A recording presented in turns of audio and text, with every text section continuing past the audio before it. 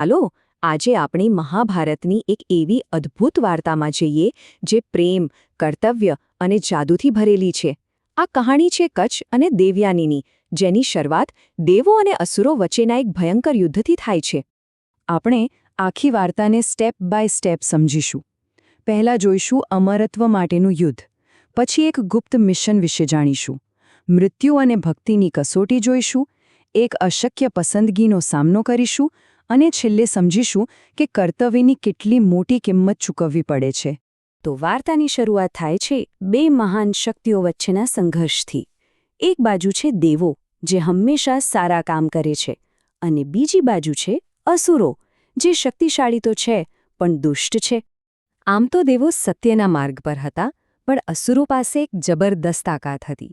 એમના ગુરુ હતા શુક્રાચાર્ય, અને એમની પાસે એક ગુપ્ત મંત્ર હતો, સંજીવની વિદ્યાનો, એટલે કે મરેલાને પાછા જીવતા કરી દેવાનો જાદુ.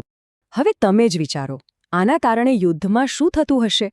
દેવો ગમે તેટલા અસુરોને મારે, શુક્રાચાર્ય એમને તરત જ પાછા જીવતા કરી દેતા. આના લીધે દેવો તો બસ હારતા જ જતા હતા અને એમનું અસ્તિત્વ જ ખતરામાં આવી ગયું હતું. પરિસ્થિતિ એટલી ખરાબ થઈ ગઈ હતી કે દેવો લગભગ હાર માની ચૂક્યા હતા. એટલે એમણે ખૂબ જ હિંમતભર્યો પણ એટલો જ જોખમી પ્લાન બનાવ્યો, અને આખા પ્લાનની જવાબદારી એક યુવાનના ખભા પર હતી. પ્લાન એ હતો કે દેવોના ગુરુ બૃહસ્પતિના દીકરા કચ્છને એક શિષ્ય બનાવીને દુશ્મનના ઘરમાં એટલે કે શુક્રાચાર્યના આશ્રમમાં મોકલવામાં આવે. એનું કામ હતું કોઈ પણ રીતે સંજીવની વિદ્યાનું રહસ્ય જાણી લેવું. કચ્છને સમજાવવામાં આવ્યું કે એ શુક્રાચાર્યની ખૂબ સેવા કરે, એમનો વિશ્વાસ જીતે અને સાથે સાથે એમની સુંદર દીકરી દેવયાની સાથે પણ મિત્રતા કેળવે. પોતાના લોકોના ભવિષ્ય માટે કચ્છે આ ખતરનાક મિશન સ્વીકારી લીધું અને દુશ્મનોના ગુરુના આશ્રમ તરફ નીકળી પડ્યો. શુક્રાચાર્યના આશ્રમમાં પહોંચીને કચ્છે પોતાની જાતને એકદમ આદર્શ શિષ્ય સાબિત કરી દીધો.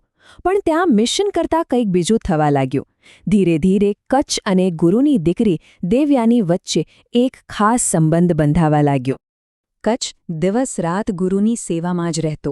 ક્યારેક યજ્ઞ માટે ફૂલ અને લાકડા લઈ આવે તો ક્યારેક ગાયોની સંભાળ રાખે. એની આ જ નિષ્ઠા, બુદ્ધિ અને સારા સ્વભાવને જોઈને દેવયાની એના પ્રેમમાં પડી ગઈ. પણ આ પ્રેમ કહાણીમાં અસુરો વિલન બનીને આવ્યા. એમને જેવી કચ્છની અસલિયતની ખબર પડી, એમણે એને મારી નાખવાનું નક્કી કરી લીધું.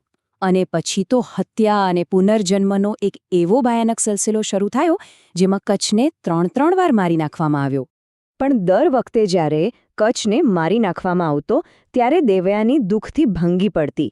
એ એના પિતા પાસે દોડી જતી અને રડતા રડતા વિનંતી કરતી, પિતાજી, કચ્છને પાછો લાવો, હું એના વગર જીવી નહીં શકું.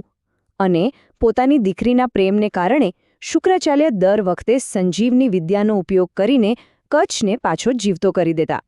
પણ ત્રીજી વાર અસુરોએ એવી ચાલ ચાલી કે શુક્રાચાર્ય અને દેવયાની પોતે જ એક એવી મુશ્કેલીમાં ફસાઈ ગયા, જેમાંથી બહાર નીકળવાનો કોઈ રસ્તો જ નહોતો. એ અસુરોની એક પરફેક્ટ જાળ હતી. જુઓ, આ વખતે અસુરોએ શું કર્યું? એમણે કચ્છને મારી, એના શરીરને બાળીને એની રાખને શરાબમાં મિક્સ કરી દીધી અને શરાબ શુક્રાચાર્યને જ પીવડાવી દીધો. હવે કચ્છ ખુદ શુક્રાચાર્યના પેટમાં હતો. જો તેઓ કચ્છને જીવતો કરે તો એમનું પોતાનું શરીર ફાટી જાય અને એમનું મૃત્યુ થાય, અને જો ન કરે તો એમનો પ્રિય શિષ્ય હંમેશા માટે ખતમ થઈ જાય. આ મુશ્કેલ પરિસ્થિતિમાં શુક્રાચાર્યએ એક અદ્ભુત રસ્તો કાઢ્યો. એમણે પોતાના પેટમાં રહેલા કચ્છને જ સંજીવની વિદ્યા શીખવાડી દીધી. પછી કચ્છનો પુનર્જન્મ થયો, જેનાથી શુક્રાચાર્યનું મૃત્યુ થયું.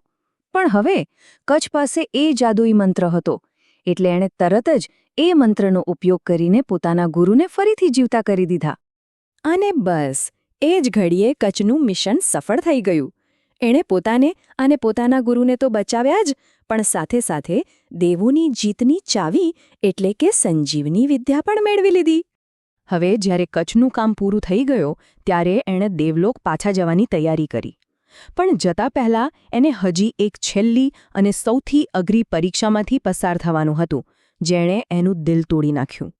દેવયાની, જેણે 3 વખત કચ્છનો જીવ બચાવ્યો હતો, એણે કચ્છ સામે પોતાના પ્રેમનો ઇકરાર કર્યો. એણે કચ્છને કહ્યું કે એની સાથે લગ્ન કરી લે, કારણ કે એના પ્રેમનો સ્વીકાર કરવો એ જ કચ્છનું કર્તવ્ય છે. પણ કચ્છે પ્રેમની ઉપર કર્તવ્ય અને ધર્મને રાખ્યા. એણે નમ્રતાથી ના પાડી અને સમજાવ્યું, દેવયાની, હું તમારો ખૂબ આદર કરું છું, પણ હવે તમે મારી બહેન સમાન છો, કારણ કે આપણે બંને તમારા પિતાના શરીરમાંથી જ જન્મ્યા છીએ. એટલે હવે આપણો સંબંધ ભાઈ બહેનનો છે અને આપણી વચ્ચે લગ્ન શક્ય નથી, એ પાપ ગણાશે. પ્રેમમાં મળેલી નિરાશાથી દેવયાનીનું દિલ તૂટી ગયું. ગુસ્સા અને દુઃખમાં એણે કચ્છને શ્રાપ આપ્યો, જે વિદ્યા માટે તે આટલું બધું કર્યું એ વિદ્યા તારા માટે નકામી સાબિત થશે. તું પોતે એનો ઉપયોગ ક્યારે નહીં કરી શકે. કચ્છે શાંતિથી એ શ્રાપ સ્વીકારી લીધો, પણ કહ્યું કે ભલે હું એનો ઉપયોગ ન કરી શકું, પણ હું આ વિદ્યા બીજાને શીખવીશ, જેથી મારું બલિદાન વ્યર્થ ન જાય.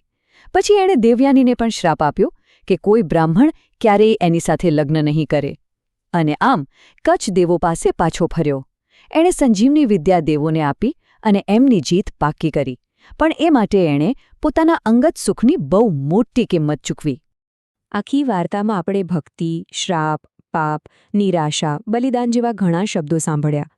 આ શબ્દોના અર્થને સમજવાથી જ આપણને આ વાર્તાની ઊંડાઈનો સાચો ખ્યાલ આવે છે. અને અંતમાં આ કહાણી આપણને એક સવાલ સાથે છોડી જાય છે. કોનું બલિદાન મોટું હતું?